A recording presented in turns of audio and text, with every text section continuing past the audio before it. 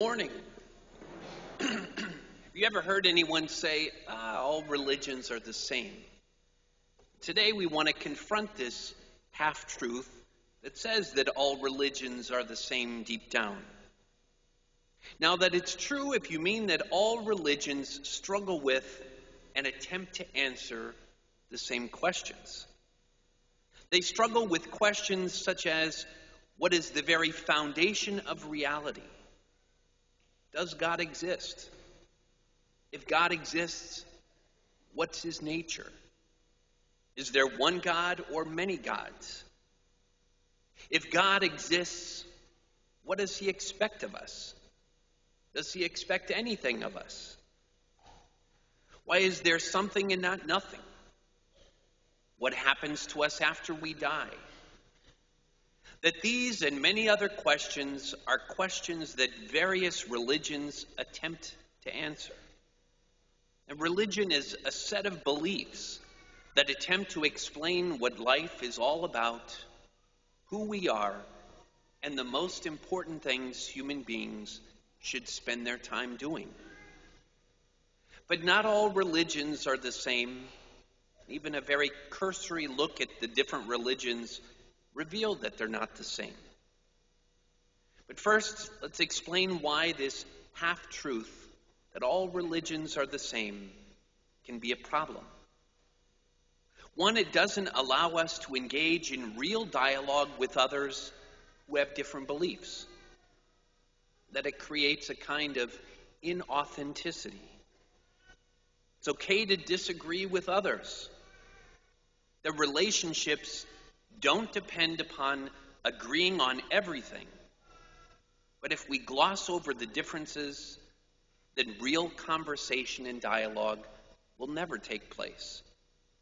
And when there's a lack of authenticity, distrust tends to set in. Another problem with just saying that all religions are the same is that it makes us think that there are no real answers to those questions.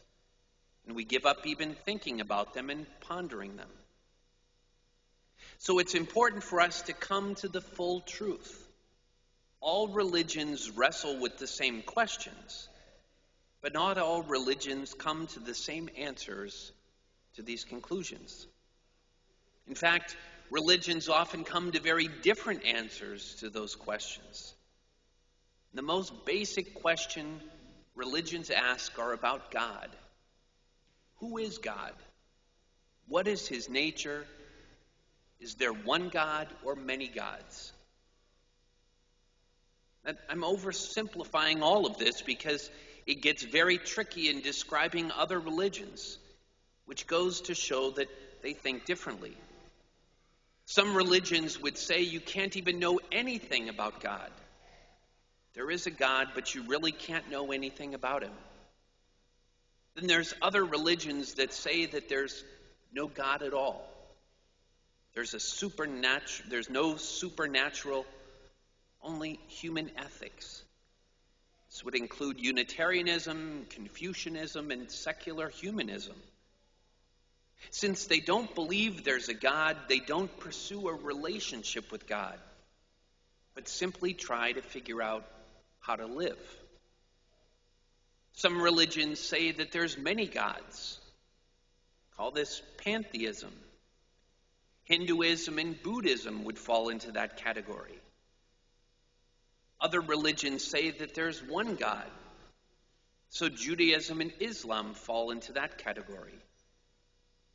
But even in saying that, they have very different conceptions of what it means. Judaism says that God can be known in a personal way. And Islam would say that it's impossible.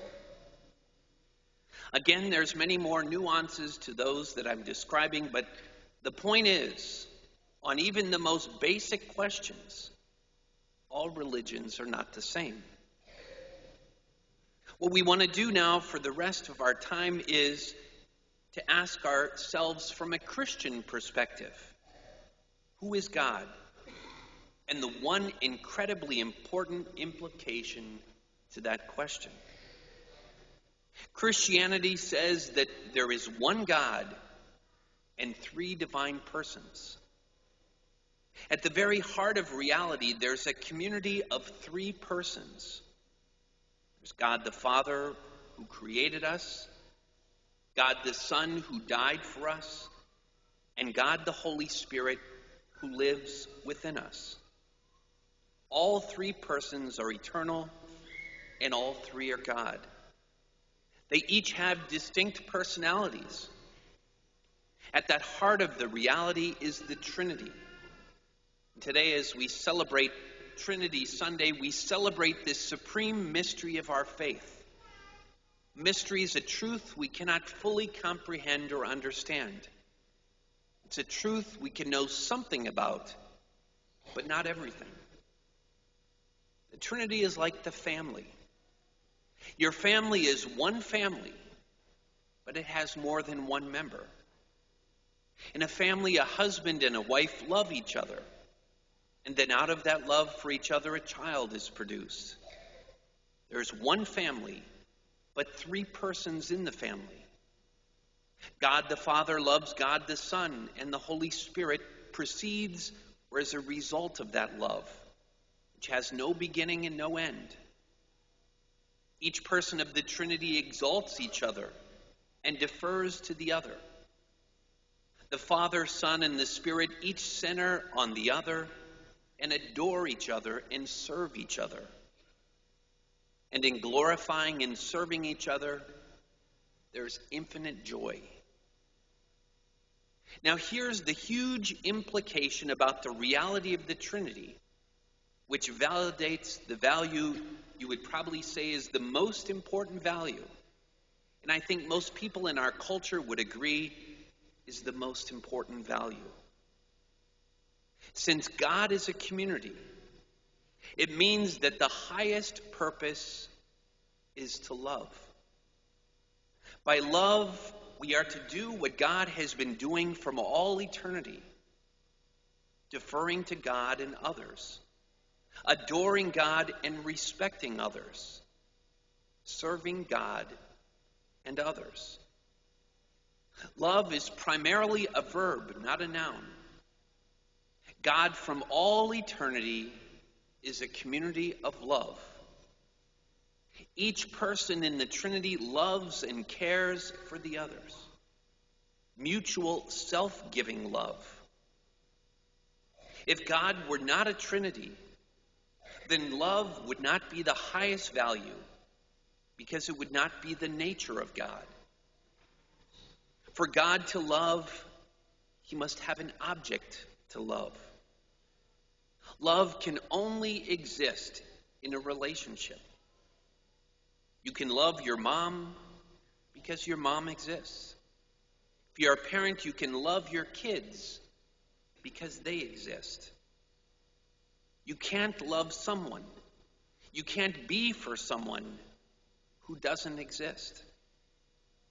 If an unpersonal God had created the world and its inhabitants, such a God would not in his essence be love. Power and greatness, possibly, but not love. God, though, is Trinity.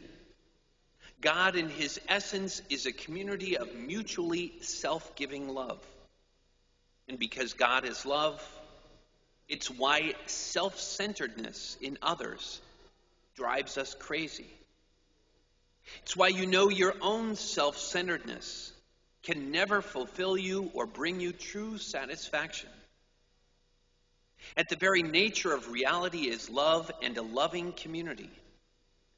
And when we focus only on ourselves and our wants and what we want, we're fighting against the very nature of reality and how the world works. We're fighting against God himself when we're self-centered. God is a Trinity, and in each person, we see the result and overflowing of that love. God is a Father who is a creator.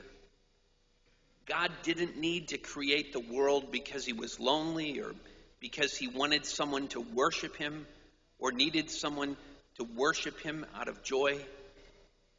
God didn't have any need. God didn't create the world to get joy, but to give it. It's out of God's goodness and graciousness that the world exists and that we exist. God created the world out of love, but then something went horribly wrong. God gave us free will of whether to love him back with one simple commandment.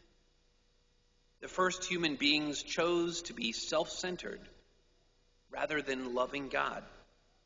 And we've all been making that same choice ever since. As a result of that self-centeredness, relationships have been broken as everyone tends towards selfishness. The result of that selfishness is chaos. And God could have just left us on our own. Instead, out of love, his Son came into the world to show us what it means to truly love God and love others. And so he laid down his life by going to the cross. Then Jesus ascended into heaven, but he didn't leave us all alone. God sent his Holy Spirit into the world to guide us and lead us through the trials and tribulations of life, to help us cut through the confusion of life. The Spirit dwells within our hearts and our souls. This is our faith. It presents an image of reality that we want to be true. We want love to be the very foundation of reality. And the good news is that it is. God is an eternal exchange of love. Father, Son, and Holy Spirit. He's a community of love. And the destiny for each of us is to share in that exchange of love, to be drawn into that community of love, to swim in that ocean of love and self-giving. That is his will and his destiny for each of us. To really enter into this reality, we must live it. So here's the question this week.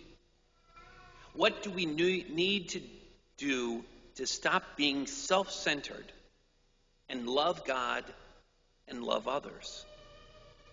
My guess is that in simply asking that question, you already know what it is. What do you do to make life about you for tomorrow? Just tomorrow. Put that self-centered thing aside. Maybe for you, it's that you have to have the TV remote. Maybe you have to have a certain thing for dinner. Maybe you want to go home and check out when your spouse really needs to talk to you. Don't know what it is, but for just tomorrow, let's work on our self-centeredness and be other-centered so that we can enter into the love of the Trinity.